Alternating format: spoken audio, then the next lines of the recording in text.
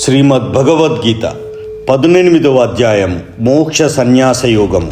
అర్జునుడు ప్రశ్నించను: ఓ మహాబాహువులు కలవాడా, ఓ కేశీదానవ సంహారి, ఓ ఇంద్రియాధీశ, త్యాగం యొక్క ఉద్దేశమును, సన్యాస జీవన ఉద్దేశమును నేను తెలుసుకోవాలని కోరుతున్నాను. శ్రీకృష్ణ భగవానుడు పలికెను: భౌతిక కోరికపై ఆధారపడిన కర్మలన్నింటినీ విడిచిపెట్టడమే సన్యాసమని మహాపండితులు చెబుతారు. ఇక సమస్త కర్మల ఫలాలను విడిచిపెట్టడము త్యాగమని బుద్ధిమంతులు అంటారు. అన్ని రకాలైన కామ్యకర్మలను దోషమైనట్లుగా తప్పక విడిచిపెట్టాలని కొందరు పండితులు ప్రకటిస్తారు. అయినా యజ్ఞము, దానము, తపస్సులనే కర్మలను ఏనాడూ విడిచిపెట్టకూడదని కొందరు ఋషులంటారు. ఓ భరతశ్రేష్ఠుడా, త్యాగము గురించి నా నిర్ణయమును ఇప్పుడు విను. ఓ పురుష వ్యాఘ్రమ, శాస్త్రాలలో త్యాగము 3 రకాలని ప్రకటించబడింది. యజ్ఞము, దానము, తపస్సు అనే కర్మలను విడిచిపెట్టకూడదు. వాటిని తప్పక నిర్వహించాలి. నిజానికి యజ్ఞము, దానము, తపస్సు మహాత్ములనైనా పునీతము చేస్తాయి. ఈ కర్మలన్నింటినీ సంగత్వరహితంగాను, ఫలాపేక్ష లేకుండాను నిర్వహించాలి. ఓ పార్థ, వాటిని కర్తవ్యంగా భావించి చేయాలి. ఇదే నా తుది అభిప్రాయము. విద్యుక్త ధర్మాలను ఏనాడు విడిచిపెట్టకూడదు. ఎవడైనా మోహముతో తన విద్యుక్త కర్మలను విడిచిపెడితే అటువంటి పరిత్యాగము తమోగుణయుతమైనదని చెప్పబడుతుంది. దుఃఖకరములని భావించి గాని, దేహానికి అసౌకర్యమనే భయంతో గాని విద్యుక్త కర్మలను విడిచిపెట్టేవాడు రజోగుణములో త్యాగము చేసిన వాడిగా చెప్పబడతాడు. అటువంటి కార్యము ఏనాడు త్యాగోన్నతికి దారితీయదు. ఓ అర్జున, తన విద్యుక్త కర్మను తప్పక చేయవలసి ఉన్న కారణంగా కేవలము దానిని నిర్వహిస్తూ మనిషి సమస్త భౌతిక సాంగత్యాన్ని, ఫలాసక్తిని విడిచిపెట్టినప్పుడు అతని త్యాగము సత్వగుణములో ఉన్నదిగా చెప్పబడుతుంది. అశుభకర్మ పట్ల ద్వేషము కానీ, శుభకర్మ పట్ల ఆసక్తి కానీ లేకుండా సత్వగుణములో ఉండే బుద్ధిమంతుడైన త్యాగికి కర్మను గురించిన సంశయాలు ఉండవు. దేహదారి అయిన జీవునికి సమస్త కర్మలను త్యజించడం నిజానికి అసాధ్యము. కానీ కర్మ ఫలాలను త్యాగం చేసిన వాడు నిజమైన త్యాగిగా చెప్పబడతాడు. త్యాగము చేయని వానికి కోరదగినవి, కోరదగనివి, మిశ్రితములు అనే 3 రకాల ఫలాలు మరణం తర్వాత కలుగుతాయి. కానీ సన్యాస ఆశ్రమంలో ఉన్నవానికి సుఖ దుఃఖాలను కలిగించే అటువంటి ఫలాలు ఎప్పుడూ కలగవు. ఓ మహాబాహువులు కలిగిన అర్జున, వేదాంతమును అనుసరించి అన్ని కర్మలు సిద్ధించడానికి 5 కారణాలు ఉన్నాయి. ఇప్పుడు వాటిని నా నుంచి వివరంగా తెలుసుకోవలసింది. దేహము, కర్త, నానా రకాల ఇంద్రియాలు, పలు విధాలైన యత్నాలు, తుట్టతుదకు పరమాత్ముడు అనేవే 5 కర్మకారణాలు. దేహముచే, మనస్సుచే లేదా వాక్కుచే మనిషి చేసే న్యాయమైన లేదా అన్యాయమైన ఏ కార్యమైనా ఈ 5 కారణాల ద్వారానే కలుగజేయబడుతుంది. అందుకే ఈ 5 అంశాలను గుర్తించక కేవలము తననే కర్తగా తలిచేవాడు నిశ్చయముగా బుద్ధిహీనుడు. అతడు ఈ విషయాలను యథార్థముగా దర్శించలేడు. మిథ్యా అహంకారముచే ప్రభావితుడు కానివాడు, బుద్ధి చిక్కుపడనివాడు ఈ ప్రపంచములో జనులను సంహరించని వాడే అవుతాడు. అతడు తన కార్యాలచే బద్ధుడు కాడు. జ్ఞానము, జ్ఞాన లక్ష్యము, జ్ఞాత అనే 3 అంశాలు కర్మకు ప్రేరణమవుతాయి. ఇంద్రియాలు, కర్మ, కర్త అనేవి కర్మలోని 3 భాగాలు. 3 భిన్న ప్రకృతి త్రిగుణాలను అనుసరించి 3 రకాలైన జ్ఞానము, కర్మ, కర్త అనేవి ఉన్నాయి. ఇప్పుడు వాటిని నా గురించి వివరంగా వినవలసింది. జీవులు అసంఖ్యాక రూపాలలోకి విభజింపబడిన ఏ జ్ఞానము ద్వారానైతే వారందరిలో ఒకే అవిభక్తమైన ఆధ్యాత్మిక తత్వము చూడబడుతుందో అది సత్వగుణములో ఉన్నదిగా నీవు అర్థం చేసుకోవాలి. ఏ జ్ఞానము ద్వారానైతే మనిషి ప్రతి భిన్న దేహములో భిన్నమైన జీవుడు ఉన్నట్లుగా చూస్తాడో అది రజోగుణానికి చెందినదిగా నీవు తెలుసుకోవాలి. ఏ జ్ఞానము ద్వారా మనిషి అత్యల్పమైనట్టు ఏదో ఒక రకమైన కర్మకు దాని వాస్తవ జ్ఞానము లేకుండా అదే సర్వస్వమైనట్లుగా ఆసక్తుడవుతాడో అది తమో గుణమైనదిగా చెప్పబడుతుంది. క్రమపరచబడింది, సంగత్వరహితంగాను, రాగద్వేషాలు లేకుండగాను, ఫలవాంఛ లేకుండగాను చేయబడేది అయిన కర్మ సత్వగుణములో ఉన్నదిగా చెప్పబడుతుంది. కానీ కోరికలను తీర్చుకొనగోరే వానిచే గొప్ప ప్రయాసతో మిథ్యాహంకార భావనలో చేయబడే కర్మలు రజోగుణములోనిదిగా చెప్పబడుతుంది.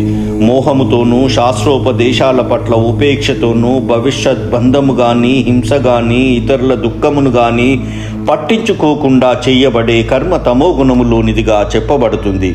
ప్రకృతి గుణ సాంగత్యము లేకుండాను మిథ్యాహంకారము లేకుండాను దృఢ నిశ్చయముతోనూ ఉత్సాహంతోనూ జయాపజయాలలో చలించకుండా తన కర్మ చేసేవాడు సత్వగుణకర్తగా చెప్పబడతాడు.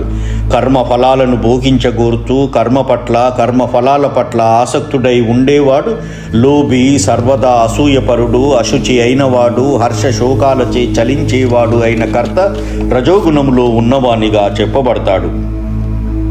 శాస్త్రోపదేశాలకు విరుద్ధముగా కర్మలా సర్వదా నెలకొనేవాడు లౌకికుడు, మొండివాడు, మోసము చేసేవాడు, ఇతరులను అవమానపరచడంలో నేర్పరి, బద్ధకస్తుడు, సర్వదా చింతతో కూడినవాడు, కాలాయాపన చేసేవాడు అయిన కర్త తమోగుణకర్తగా చెప్పబడతాడు. ఓ ధనంజయ, ప్రకృతి త్రిగుణాలను అనుసరించి ఉన్నట్టి నానా రకాలైన బుద్ధిని, నిశ్చయమును ఇప్పుడు వివరంగా నీకు చెబుతున్నాను, తెలుసుకోవలసింది. ఓ పార్థ, ఏ బుద్ధి ద్వారా మనిషి ఏది చేయాలో ఏది చేయకూడదో, దేనికి భయపడాలో దేనికి భయపడకూడదో, ఏది బంధమో ఏది మోక్షమో తెలుసుకుంటాడో అది సత్వగుణములో ఉన్నట్టిది.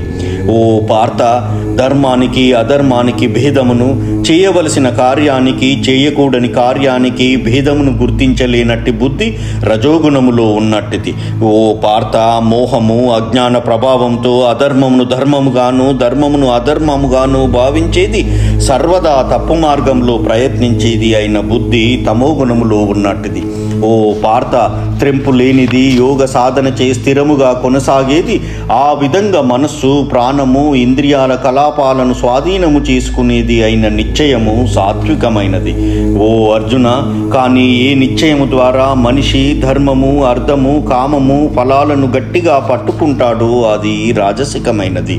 ఓ పార్థ, స్వప్నము, భయము, శోకము, విషాదము, మదము అనే వాటిని దాటలేనట్టి మందబుద్ధితో కూడిన నిశ్చయము తామసికమైనది. ఓ భరతవంశీయులలో శ్రేష్ఠుడా, ఇక 3 రకాల సుఖాలను గురించి నా నుండి ఇప్పుడు వినవలసింది. వాటి ద్వారా బద్ధజీవుడు భోగిస్తాడు, ఒక్కొక్కప్పుడు సమస్త దుఃఖముల అంతమును చేరుకుంటాడు. ఏదైతే ప్రారంభంలో విషములాగా ఉన్నను చివరకు అమృతములాగా అయ్యేది, మనిషిని ఆత్మానుభూతి వైపుకు జాగృతము చేసేది సాత్విక సుఖముగా చెప్పబడుతుంది. ఏ సుఖమైతే ఇంద్రియ విషయాలతో ఇంద్రియాల సంపర్కము నుండి కలుగుతుందో, ఏది మొదట్లో అమృతంలాగాను చివరకు విషంగాను కనిపిస్తుందో అది రాజసికమైనదిగా చెప్పబడుతుంది. ఇక ఏ సుఖమైతే ఆత్మానుభూతి పట్ల గ్రుడ్డిదై ఉంటుందో, ఏదైతే మొదటి నుండి చివరి వరకు మోహముతో కూడి ఉంటుందో, ఏదైతే నిద్ర, సోమరితనము, మోహము నుండి ఉత్పన్నమవుతుందో అది తమోగుణమైనదిగా చెప్పబడుతుంది. ఓ పరంతప, ప్రకృతి గుణాలను అనుసరించి తమ స్వభావాల నుండి పుట్టిన గుణాలచే బ్రాహ్మణులు, క్షత్రియులు, వైశ్యులు, శూద్రులుగా విభజింపబడతారు. శాంతి, ఆత్మనిగ్రహము, తపస్సు, శుభ్రత, ఓర్పు, నిజాయితీ, జ్ఞానము, విజ్ఞానము, ధార్మికత అనే సహజ గుణాలతో బ్రాహ్మణులు పనిచేస్తారు.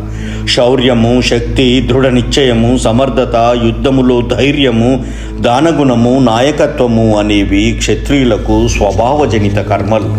వ్యవసాయము, గోరక్షణ, వ్యాపారము వైశ్యులకు సహజ కర్మలు కాగా, శూద్రులకు దేహ పరిశ్రమ, ఇతరులను సేవించడము అనేవి ఉన్నాయి. తన గుణాలకు సంబంధించిన కర్మను అనుసరించడం ద్వారా ప్రతి మానవుడు పరిపూర్ణుడవుతాడు. దీనిని ఏ విధంగా చేయవచ్చునో ఇప్పుడు నా నుంచి వివరంగా తెలుసుకోవలసింది. సకల జీవులకు మూలము, సర్వవ్యాప్తి అయిన భగవంతుణ్ణి పూజిస్తూ మానవుడు స్వకర్మ నిర్వహణ ద్వారా పూర్ణత్వమును పొందగలుగుతాడు. పరధర్మమును స్వీకరించి దానిని లోపరహితంగా నిర్వహించడం కంటే అసంపూర్ణముగా నిర్వహించిన స్వధర్మములో నెలకొనడమే ఉత్తమము. మనిషి స్వభావమును అనుసరించి విధించబడిన కర్మలు ఏనాడు పాపముచే ప్రభావితము కావు. అగ్ని పొగచే కప్పబడినట్లు ప్రతి ప్రయత్నము ఏదో దోషముతో ఆవరించబడి ఉంటుంది. అందుకే ఓ కౌంతేయ, తన స్వభావము నుండి పుట్టినట్టి కర్మ దోషముతో నిండి ఉన్నప్పటికీ మనిషి దానిని విడిచిపెట్టకూడదు. ఆత్మ నిగ్రహం కలవాడు, అనాసక్తుడు, సమస్త భౌతిక భోగాలను విడిచిపెట్టినవాడు అయిన వ్యక్తి సన్యాస సాధన ద్వారా కర్మ ఫల విముక్తిలో అత్యున్నత పూర్ణత్వ స్థితిని పొందుతాడు. ఓ కౌంతేయ, ఈ పూర్ణత్వమును సాధించిన వాడు నేనిప్పుడు సంగ్రహముగా చెప్పబోయే రీతిగా పనిచేస్తూ ఏ విధంగా పరమోన్నతమైన జ్ఞానస్థితి అయినట్టి పరమ పూర్ణత్వ స్థితిని పొందుతాడో నా నుంచి తెలుసుకోవలసింది. అతడు బుద్ధిచే పవిత్రుడై ఇంద్రియ భోగ విషయాలను విడిచిపెట్టి దృఢ నిశ్చయముతో మనస్సును నిగ్రహించి రాగద్వేషాల నుండి విముక్తుడై ఏకాంత ప్రదేశములో జీవించేవాడు, మితముగా భోజనము చేసేవాడు, దేహ మనోవాక్కులను నియంత్రించేవాడు, సర్వదా ధ్యానములో ఉండేవాడు, అనాసక్తుడు మరియు మిథ్యా అహంకారము, మిథ్యా బలము, మిథ్యా గర్వము, కామము, క్రోధము, విషయవస్తు స్వీకారం నుండి విడివడినవాడు, మిథ్యా సౌమ్యము నుండి విముక్తుడు, శాంతుడు అయిన వ్యక్తి నిశ్చయముగా ఆత్మానుభూతి స్థితికి చెందుతాడు. ఆ విధంగా దివ్యముగా నెలకొన్నవాడు శీఘ్రమే పరబ్రహ్మానుభూతిని పొంది పూర్ణంగా ఆనందమయుడవుతాడు. అతడు ఏనాడు శోకించడు, ఏదో పొందాలని కోరుకోడు. అతడు ప్రతి జీవుని పట్ల సమభావం కలిగి ఉంటాడు. ఆ స్థితిలోనే అతడు నా విశుద్ధ భక్తియుత సేవను పొందుతాడు. కేవలము భక్తియుత సేవ ద్వారానే మనిషి నన్ను యథారూపములో దేవాది దేవునిగా అర్థం చేసుకోగలుగుతాడు. అటువంటి భక్తితో అతడు నా పూర్తి భావనలో ఉన్నప్పుడు భగవద్ధామములో ప్రవేశించగలుగుతాడు. నా విశుద్ధ భక్తుడు నా రక్షణలో అన్ని రకాల కార్యాలలో నెలకొన్నప్పటికీ నా అనుగ్రహముచే శాశ్వతమైన నాశరహితమైన ధామమును చేరుకుంటాడు. సమస్త కర్మలలో కేవలము నా పైననే ఆధారపడి సర్వదా నా రక్షణలో పనిచేయవలసింది. అట్టి భక్తియుత సేవలో పూర్తిగా నా భావనలో ఉన్నవాడివి కావలసింది. నీవు నా యందు చిత్తము కలవాడవైతే నా అనుగ్రహముచే బద్ధ జీవితపు సమస్త ఆటంకాలను దాటుతావు. కానీ నా మాటలు వినకుండా అటువంటి చిత్తముతో పనిచేయక మిథ్యాహంకారంతో పనిచేస్తే నశిస్తావు. ఒకవేళ నీవు నా నిర్దేశమును అనుసరించి కర్మలో నెలకొనక యుద్ధము చేయకపోతే తప్పుదారి పట్టిన వాడవవుతావు. నీ స్వభావమును బట్టి నీవు యుద్ధములో నెలకొని తీరుతావు. మోహంతోనే నీవు ఇప్పుడు నా నిర్దేశానుసారము పనిచేయడానికి నిరాకరిస్తున్నావు. కానీ ఓ కౌంతేయ, నీ స్వభావం వలన పుట్టిన కర్మచే బలవంతంగా నీవు అదే చేస్తావు. ఓ అర్జున, పరమ పురుషుడు ఎల్లరి హృదయాలలో నెలకొన్నవాడై ప్రకృతి నుండి తయారైన యంత్రముపై ఆశీలునైనట్టి సకల జీవుల గతులను నిర్దేశిస్తున్నాడు. ఓ భరత వంశీయుడా, సంపూర్ణముగా అతనికి శరణు పొందుము. అతని అనుగ్రహంచే నీవు పరమశాంతిని, దివ్యమైన శాశ్వత స్థానమును పొందుతావు. ఈ విధంగా నేను నీకు గుహ్యతరమైన జ్ఞానమును వివరించాను. దీనిని పూర్తిగా యోచించి తరువాత నీవు కోరుకున్నది చేయవలసింది. నీవు నాకు ప్రియ మిత్రుడవైన కారణంగా అన్నింటికంటే గుహ్యతమ జ్ఞానమైన నా పరమ ఉపదేశమును నీకు చెబుతున్నాను. ఇది నీ హితము కొరకే కనుక దీనిని నా నుండి వివరంగా తెలుసుకోవలసింది. ఎల్లప్పుడూ నన్నే స్మరించుము, నా భక్తుడివి కమ్ము, నన్ను పూజించుము, నాకు నమస్కరించుము. ఆ విధంగా నీవు తప్పక నన్ను చేరుకుంటావు.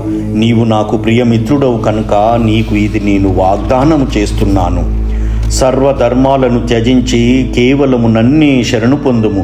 నేను నిన్ను అన్ని పాపాల నుండి విముక్తిని చేస్తాను. భయపడకు. ఈ రహస్యమైన జ్ఞానమును తపస్సు లేని వారికి, భక్తులు కాని వారికి, భక్తియుత సేవలో నెలకొనని వారికి, నా పట్ల అసూయ కలిగిన వారికి ఏనాడు వివరించకూడదు. భక్తులకు ఈ పరమ రహస్యమును వివరించే వానికి విశుద్ధ భక్తి నిశ్చయముగా కలుగుతుంది. చివరకు అతడు నా చెంతకు చేరుకుంటాడు. నాకు అతని కంటే ఎక్కువ ప్రియమైన సేవకుడు ఈ ప్రపంచంలోనే లేడు. ప్రియతమైన వాడు ఏనాడు ఉండబోడు. మన ఈ పవిత్రమైన సంవాదమును అధ్యయనం చేసేవాడు జ్ఞానయజ్ఞముచే నన్ను పూజిస్తున్నాడని నేను ప్రకటిస్తున్నాను. శ్రద్ధతో, అసూయ రాహిత్యంతో దీనిని వినేవాడు పాపరహితుడై పుణ్యాత్ములు వసించే పుణ్యలోకాలను పొందుతాడు. ఓ పార్థ, ఓ ధనంజయ, దీనిని ఏకాగ్ర మనస్సుతో విన్నావా? నీ అజ్ఞానము, మోహము ఇప్పుడు నశించాయా? అర్జునుడు పలికెను, ఓ కృష్ణ, ఓ అచ్యుత, ఇప్పుడు నా మోహము నశించింది. నీ అనుగ్రహముచే నా స్మృతిని తిరిగి పొందాను. ఇప్పుడు నేను స్థిరంగాను సందేహరహితంగాను అయి నీ ఆదేశానుసారము పనిచేయడానికి సిద్ధంగా ఉన్నాను. సంజయుడు పలికెను, ఈ విధంగా శ్రీకృష్ణార్జునులనే ఇరువురు మహాత్ముల సంవాదమును నేను విన్నాను. ఆ సందేశము ఎంత అద్భుతముగా ఉన్నదంటే నాకు రోమాంచమవుతుంది. అర్జునునితో స్వయంగా మాట్లాడుతున్నట్టు యోగేశ్వరుడైన శ్రీకృష్ణుని నుండి నేరుగా ఈ పరమ రహస్యమైన సంభాషణను వ్యాసదేవుని అనుగ్రహంచే నేను విన్నాను. రాజా, శ్రీకృష్ణార్జునుల ఈ అద్భుతమైన పవిత్రమైన సంవాదమును నేను పదే పదే తలుచుకుంటూ ప్రతి క్షణము పులకరించి ఆనందిస్తున్నాను. ఓ రాజా, శ్రీకృష్ణ భగవానుని అత్యద్భుతమైన రూపమును స్మరించిన కొలది నేను అధికాధికముగా విస్మితుడనై పదే పదే ఆనందిస్తున్నాను. ఎక్కడ యోగేశ్వరుడైన శ్రీకృష్ణుడు ఉంటాడో, ఎక్కడ మహాధనుర్ధారి అయిన అర్జునుడు ఉంటాడో అక్కడ నిశ్చయముగా ఐశ్వర్యము, విజయము, అసాధారణ శక్తి, నీతి కూడా ఉంటాయి. ఇది నా అభిప్రాయం. శ్రీమద్ భగవద్గీతలోని మోక్ష సన్యాస యోగము అనే 18వ అధ్యాయము సమాప్తము. జై శ్రీరామ్.